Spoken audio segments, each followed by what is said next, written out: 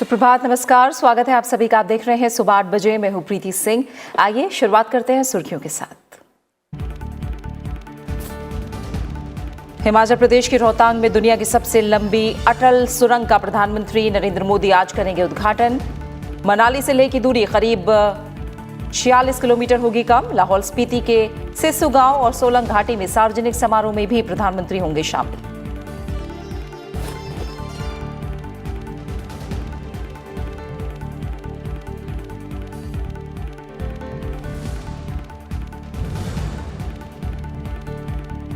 प्रधानमंत्री नरेंद्र मोदी का किसानों की मदद के लिए शीर्ष श्रेणी के वैज्ञानिक अनुसंधान पर जोर। वैश्विक भारतीय वैज्ञानिक शिखर सम्मेलन के उद्घाटन सत्र को किया संबोधित। कहा, आत्मनिर्भर भारत के आह्वान में वैश्विक कल्याण की भावना निहित।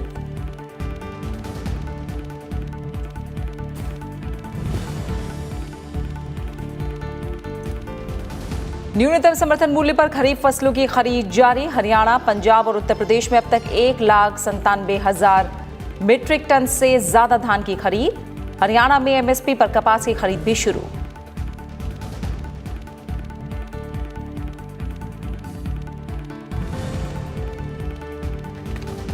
कोरोना संकट से भारतीय अर्थव्यवस्था के उबरने के संकेत। सितंबर में राजस्व संग्रह को लेकर कारों की बिक्री तक ने पकड़ी रफ्तार। पिछले साल इसी महीने के मुकाबले निर्यात में भी 5.27% की बढ़ोतरी।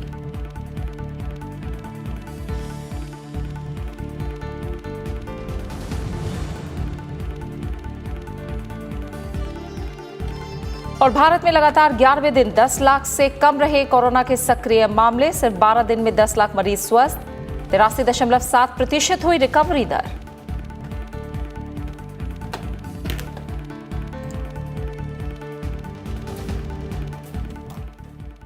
प्रधानमंत्री नरेंद्र मोदी आज रोहतांग में ऊंची पहाड़ियों पर बनी विश्व की सबसे लंबी अटल सुरंग राष्ट्र को समर्पित करेंगे। इस टनल के जरिए एक तरफ मनाली और लेह की दूरी कम होगी तो दूसरी तरफ परिवहन में करोड़ों रुपए की बचत भी होगी। राष्ट्र के लिहाज से भी सुरंग का सामरिक महत्व है। प्रधानमंत्री आज हिमाचल प्रदेश के लाहौल स्पीति के सिस्सू गांव और सोलंग घाटी में आयोजित होने वाले सार्वजनिक समारोह में भी शामिल होंगे। हिमाचल प्रदेश के रोहतांग में 10,000 फीट की ऊंचाई पर बनाए गए इस टनल की वजह से मनाली से लेह की दूरी करीब 46 किलोमीटर कम हो जाएगी। 9.02 किलोमीटर लंबी इस सुरंग की वजह से मनाली और लाहौल स्पीति के बीच साल भर आवाजाही बनी रहेगी। इससे पहले लाहौल स्पीति घाटी हर साल भारी बर्फबारी की वजह से करीब 6 महीने के लिए दूसरी जगहों से पूरी तरह कट जाती थी। अटल टनल को घोड़े के पैर का आकार दिया गया है। ये 8 माउंट्स की सड़क के साथ एक single tube double lane tunnel है। इसमें 5.52 माउंट्स का ओवरहेड क्लियरेंस है। इसमें वेंटिलेशन सिस्टम, SCADA नियंत्रित अग्निशमन, रोशनी और निगरानी प्रणाली समेत बिजली से संचालित सिस्टम का इस्तेमाल किया गया है। अटल सुरंग को हर दिन 3,000 कारों और 1,500 ट्रकों के ट्रैफिक घनत्व के साथ 80 किलोमीटर प्रति घंटा की अधिकतम स्पीड के साथ डिजाइन किया गया है। इस टनल के अंदर निश्चित दूरी पर CCTV कैमरे लगाए गए हैं जो स्पीड और हादसों पर नियंत्रण रखने में मदद करेंगे। इस टनल के खुलने से सबसे ज्यादा फायदा लद्दाख में तैनात भारतीय फौजियों को मिलेगा। इस टनल के जरिए जवानों को सर्दियों में भी हथियार और रसद की आपूर्ति आसानी से हो सकेगी। Bureau report, Rajya Sabha TV. और प्रधानमंत्री के दौरे से पहले रक्षा मंत्री राजनाथ सिंह कल मनाली पहुंचे। उनके साथ केंद्रीय वित्त राज्य मंत्री अनुराग ठाकुर भी मौजूद थे। रक्षा मंत्री ने विश्व की सबसे लंबी अटल सुरंग का निरीक्षण किया। इस दौरान हिमाचल के मुख्यमंत्री जयराम ठाकुर भी रक्षा मंत्री के साथ रहे। रक्षा मंत्री राजनाथ सिंह ने BRO के अधिकारियों से टनल को लेकर जानकारी ली। रक्षा मंत्री ने मनाली में हिम और हिमस्खलन अध्ययन प्रतिष्ठान का दौरा भी किया।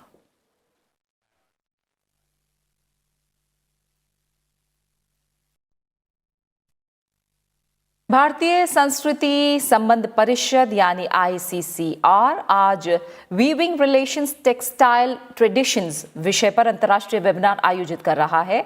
इसका उद्घाटन प्रधानमंत्री नरेंद्र मोदी अपने संदेश के माध्यम से करेंगे। मुख्य अतिथि भूटान की रॉयल महारानी आशु सांग चोडेन वांगचुक होंगी। समारोह में कोरिया की प्रथम महिला एची किम जंगसुक और बांग्लादेश के कपड़ा मंत्री भी शिरकत करेंगे। इस बार के वेबिनार में 12 से अधिक देश भाग लेंगे। इसमें बहरीन, श्रीलंका, इंडोनेशिया, उज्बेकिस्तान और थाईलैंड सरीखे देशों के लिए अपनी तरह का ये पहला अनुभव होगा। इस दौरान विभिन्न सत्रों के दौरान वस्त्र उद्योग को लेकर आने वाली चुनौतियों पर चर्चा होगी। वेबिनार का उद्देश्य कपड़ा कारीगरों, बुनकरों और शिल्पकारों की कलाओं को एक से दूसरी जगह पहुंचाना है। भारत की टेक्सटाइल से जुड़ी परंपराएं बताती हैं कि इसने पुराने समय में भारत के दूसरे देशों के साथ संबंधों में अहम भूमिका अदा की है। भारत एक बार फिर इस हुनर को दुनिया के सामने रखने जा रहा है। दूसरे देशों के साथ संबंध सघन करने में ये मददगार साबित होगा।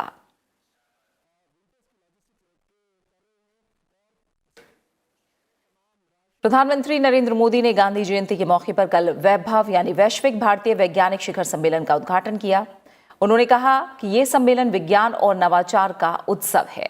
सम्मेलन को वीडियो कॉन्फ्रेंसिंग के जरिए संबोधित करते हुए प्रधानमंत्री ने कहा कि विज्ञान ने हर काल में महत्वपूर्ण भूमिका निभाई है। विज्ञान बदलाव लाने का जरिया बना है। प्रधानमंत्री ने अपने सरकार के उठाए गए कदमों की जानकारी साझा की। उन्होंने 2014 से वैक्सीन के क्षेत्र में भारत में जो बदलाव आए हैं उसका भी जिक्र किया।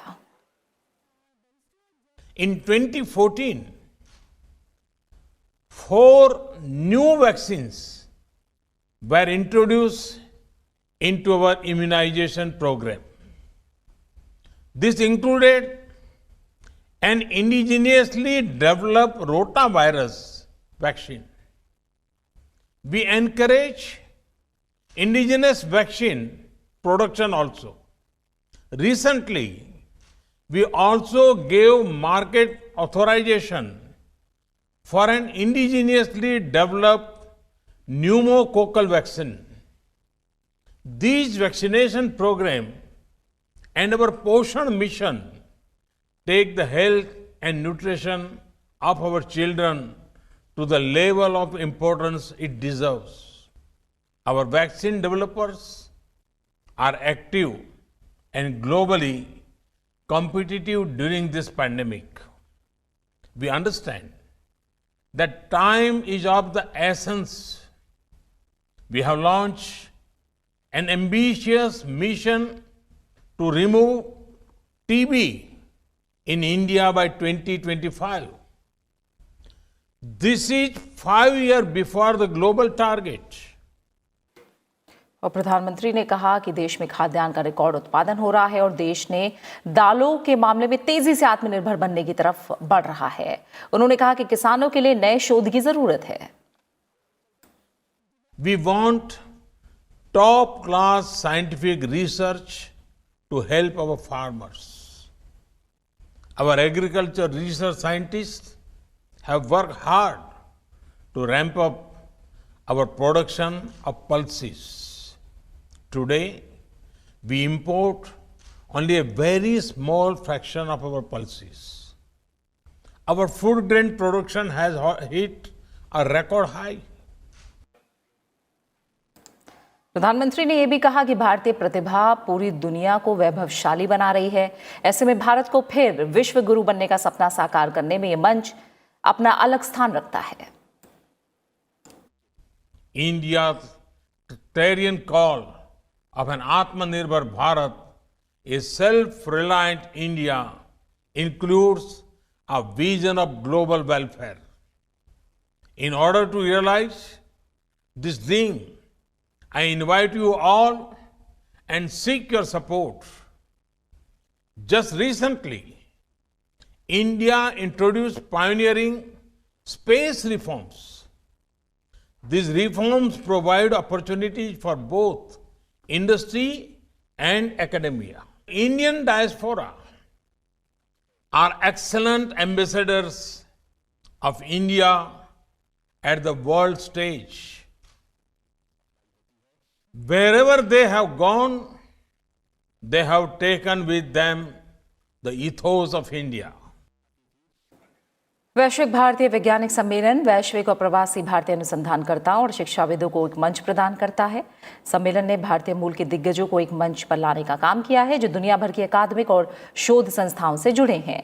सम्मेलन में 55 देशों से भारतीय मूल के 13,000 से ज्यादा वैज्ञानिक और शिक्षाविद शामिल हो रहे हैं। न्यूनतम समर्थन मूल्य पर खरीफ फसलों की सरकारी खरीद जारी है। हरियाणा, पंजाब और उत्तर प्रदेश में अब तक 1,97,000 मीट्रिक टन से ज्यादा धान की खरीद हो चुकी है। इससे अब तक 15,700 से ज्यादा किसानों को फायदा पहुंचा है और किसानों को 372 करोड़ रुपए से ज्यादा का न्यूनतम समर्थन मूल्य का भुगतान किया गया है। हरियाणा में एमएसपी पर कपास की खरीद भी शुरू हो चुकी है।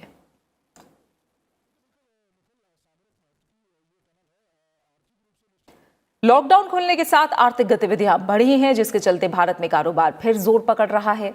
इस बात का समर्थन सरकारी और गैर सरकारी दोनों आंकड़े कर रहे हैं। एक तरफ जहां सितंबर का जीएसटी कलेक्शन पिछले साल से ज्यादा रहा, वहीं मैन्युफैक्चरिंग क्षेत्र में भी रिकॉर्ड बढ़त देखी जा रही है। भारत में कारोबार की गाड़ी पटरी पर आ रही है और इसके पुख्ता सबूत भी देखने को मिल रहे हैं।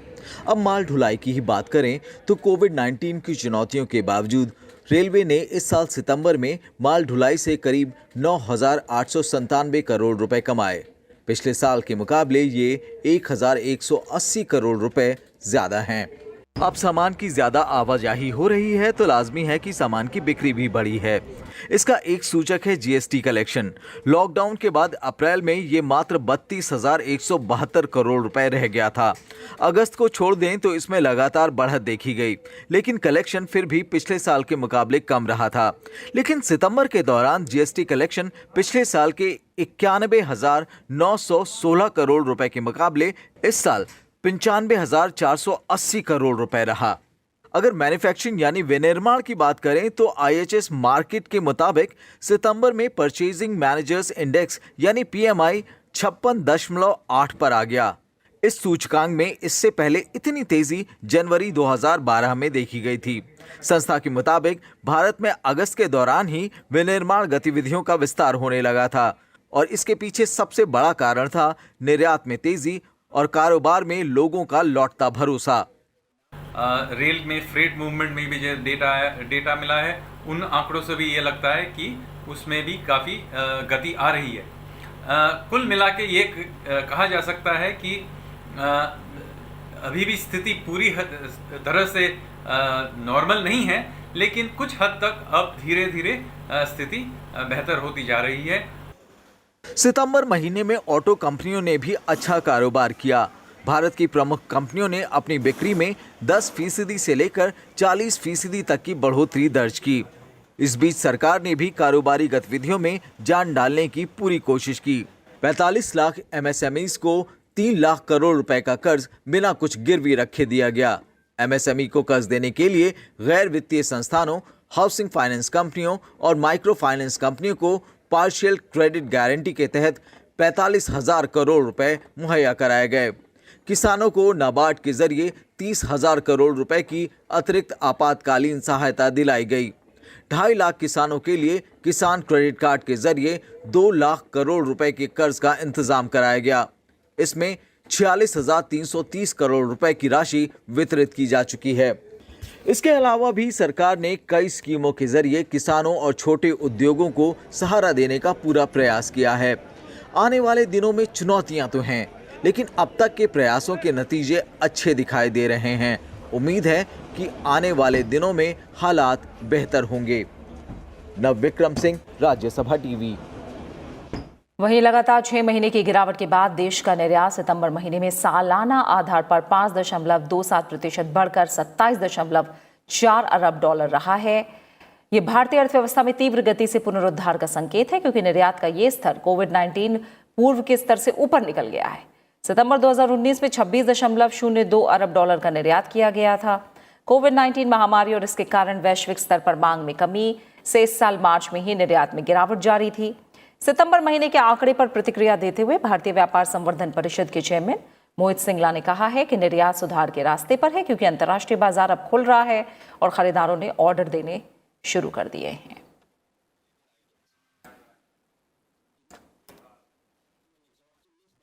वित्त मंत्रालय से 2 और राज्यों उत्तर प्रदेश और आंध्र प्रदेश को सार्वजनिक वितरण प्रणाली और कारोबार को सुगम बनाने में सफलतापूर्वक सुधार लागू करने के लिए अतिरिक्त राशि उधार लेने की अनुमति मिली है। इससे इन दोनों राज्यों के पास 7,106 करोड़ रुपए की अतिरिक्त राशि उपलब्ध हो जाएगी।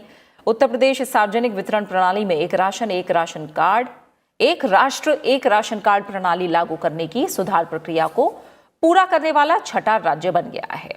इससे राज्य खुली बाजार उधारी के माध्यम से 4,851 करोड़ रुपए की राशि जुटाने का हकदार हो गया है।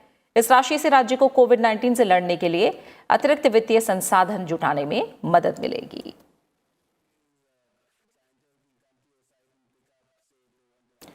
बात कोरोना अपडेट की। कोविड-19 मरीजों के ठीक होने के साथ ही भारत में रोजाना उच्च स्तर का रिकवरी का ट्रेंड भी लगातार बना हुआ है। भारत में लगातार 11वें दिन 10 लाख से ज्यादा कोरोना के सक्रिय मामले कम रहे। देश में सिर्फ 12 दिन में 10 लाख मरीज स्वस्थ हुए हैं। देश में कोरोना से स्वस्थ होने वालों का आंकड़ा लगातार बढ़ रहा है। केंद्रीय स्वास्थ्य मंत्रालय के मुताबिक एक दिन में 78,877 मरीजों के स्वस्थ होने के साथ देश में इस महामारी से ठीक होने वालों की संख्या 53,52,000 से ज्यादा हो गई है। देश में कोविड-19 से स्वस्थ होने की दर 83.70% पर पहुंच गई है। हालांकि पिछले 24 घंटे के दौरान कोविड-19 के 81,484 नए मामले सामने आने के बाद कुल संक्रमितों का आंकड़ा 64 लाख के करीब पहुंच गया है। कोरोना संक्रमण से पिछले 24 घंटे में 1,095 लोगों की मौत हुई है। इसके साथ ही मृतकों की कुल संख्या 99,773 हो गई है। अभी देश में कोरोना के 9,42,217 सक्रिय मामले हैं, जो कि कुल संक्रमित लोगों का 14.74% है, जबकि मृत्यु दर 1.56% है। Bureau report, Rajya Sabha TV. राष्ट्रपिता महात्मा गांधी की जयंती के मौके पर कल उपराष्ट्रपति एम वेंकैया नायडू ने इंडियन काउंसिल और वर्ल्ड अफेयर्स की ओर से आयोजित गांधी और विश्व विषय पर वेबिनार को संबोधित किया। उपराष्ट्रपति ने कहा कि गांधी के विचार और मूल्य हर देश और समय में प्रासंगिक हैं। कोरोना महामारी समेत दुनिया के सामने आ रही चुनौतियों के चलते गांधी के विचार और भी महत्वपूर्ण हो गए हैं। There's a timelessness about Gandhian values. This seems to be relevant for all countries and for all times. However, they acquire greater relevance in a world that is facing new challenges. The world is facing one of the biggest health crises in the wake of COVID-19 pandemic. When the world experienced a similar challenge in 1918 during the Spanish flu, Gandhiji spoke about the need to understand the pain of the people, especially the poor and underprivileged. These are truly testing times.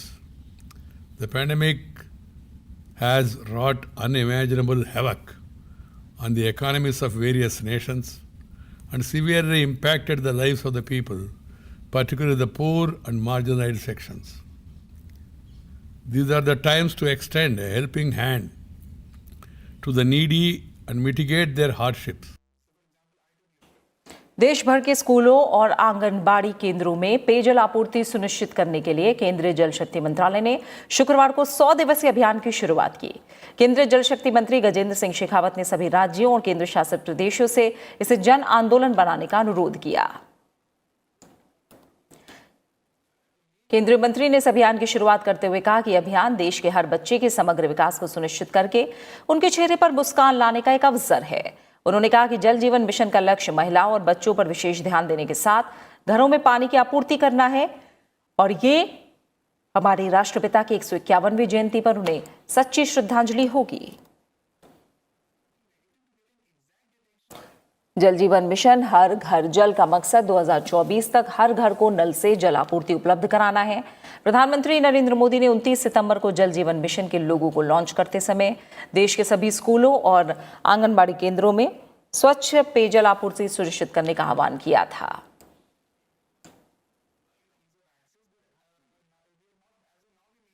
शहरी विकास मंत्री हरदीप सिंह पुरी ने स्वच्छ भारत अभियान को जन आंदोलन करार देते हुए शुक्रवार को कहा कि देश को स्वस्थ और समृद्ध बनाने के लिए साफ सफाई की अवधारणा में परिवर्तन करने की जरूरत है।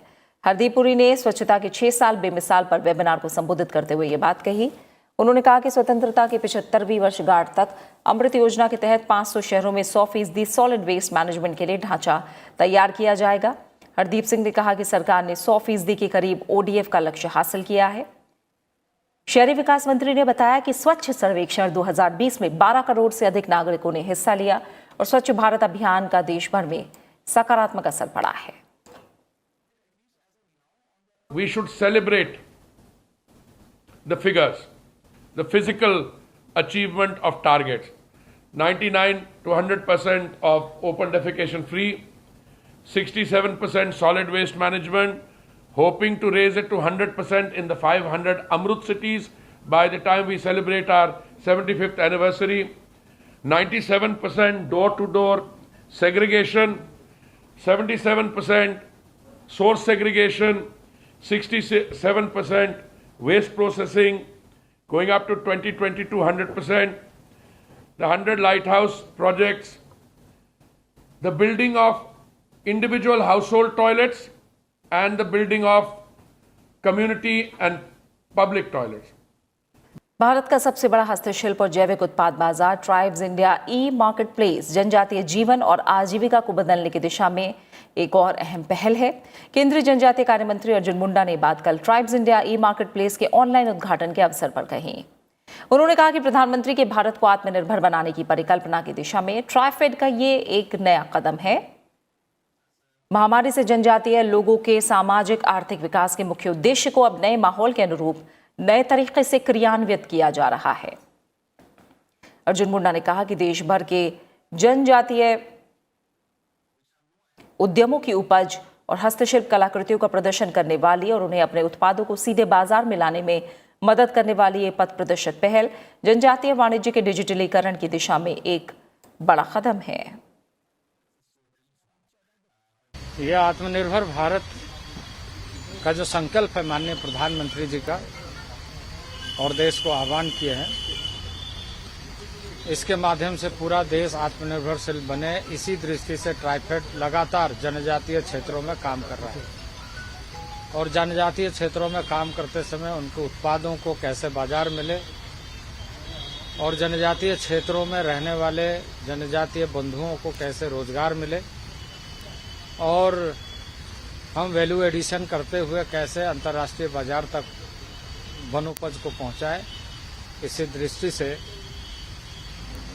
आज पाकुड़ हनी का लॉन्चिंग हो रहा है।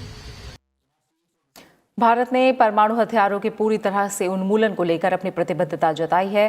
संयुक्त राष्ट्र महासभा की बैठक में परमाणु हथियारों के उन्मूलन को बढ़ावा देने के लिए अंतर्राष्ट्रीय दिवस पर विदेश सचिव हर्षवर्धन श्रृंगला ने कहा कि भारत परमाणु हथियारों के निरस्त्रीकरण को लेकर अपनी सहमति जताता है।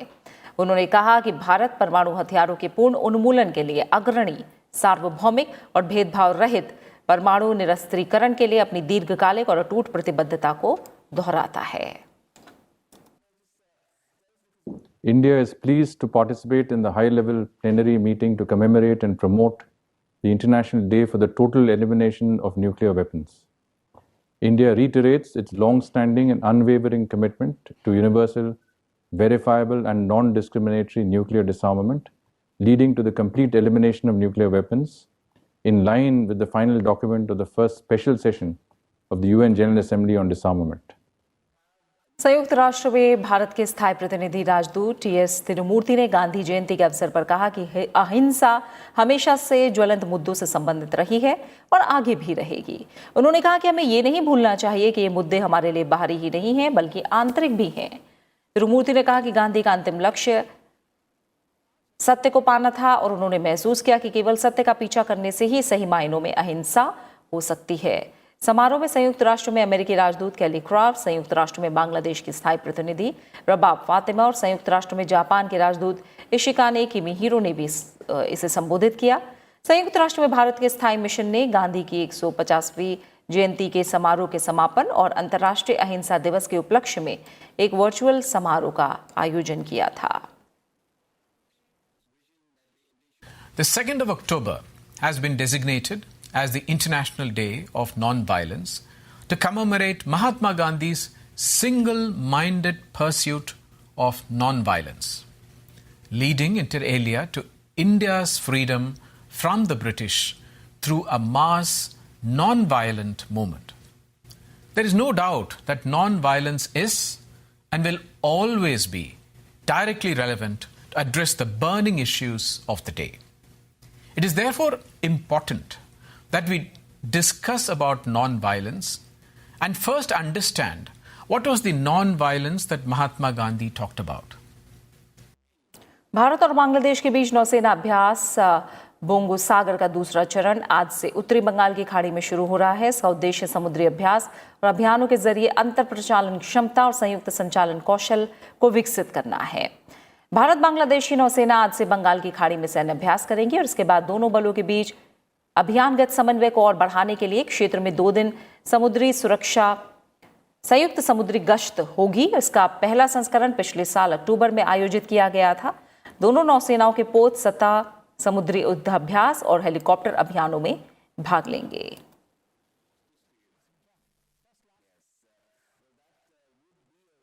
भारतीय रेलवे के चितरंजन लोकोमोटिव कारखाने से पहले स्वदेशी तेजस एक्सप्रेस इलेक्ट्रिक इंजन को हरी झंडी दिखाकर रवाना किया गया।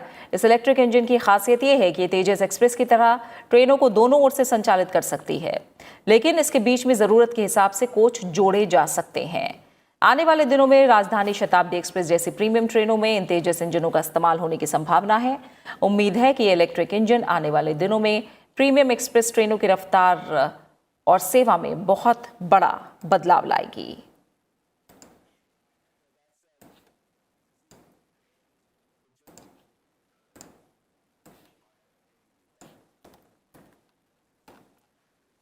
यूरोपीय परिषद ने अपने सदस्यों को जल्द से जल्द एकल बाजार प्रणाली में लौटने के लिए कहा है। बेल्जियम की राजधानी ब्रसेल्स में हुई यूरोपीय परिषद की विशेष बैठक में इस बारे में फैसला लिया गया।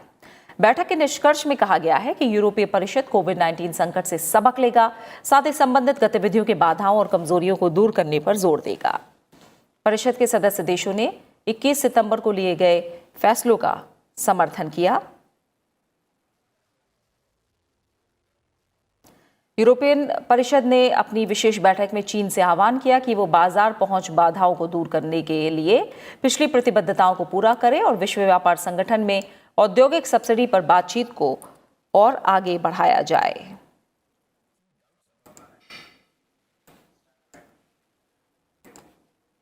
नासा ने भारतीय मूल की पहली महिला अंतरिक्ष यात्री कल्पना चावला के नाम वाले सिग्नेस स्पेसशिप को लॉन्च कर दिया है।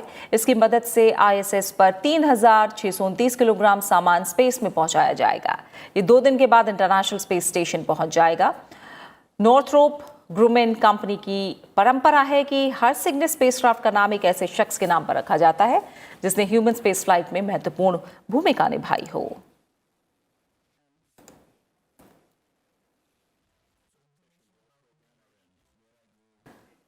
और इसी के साथ फिलहाल इस बुलेटिन में मेरे साथ इतना ही। इजाजत दीजिए, अपना अच्छे से ख्याल रखिए। नमस्कार।